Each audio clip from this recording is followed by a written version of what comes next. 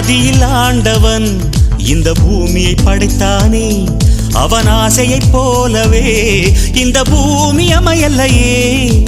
ஆண்டவன் ஆசையே இங்கு பொய்யாய் போய்விடில், மனிதனின் ஆசைகள் மெய்யாவது சாத்தியமா? நன்மை என்றும் தீமை என்றும் 4 பேர்கள் சொல்லுவது நம்முடைய பிழை இல்லையே. துன்பம் என்ற சிப்பிக்குள் தான் இன்பம் என்ற முத்து வரும், துணிந்த பின் பயம் இல்லையே. கண்ணீர் துளியில் வைரங்கள் செய்யும் கலைகள் கண்டு கொள். காலுக்கு செருப்பு எப்படி வந்தது, முள்ளுக்கு நன்றி சொல். புயல் மையம் கொண்டால் மழை மண்ணில் உண்டு, எந்த தீமைக்குள்ளும் சிறு நன்மை உண்டு. ஓ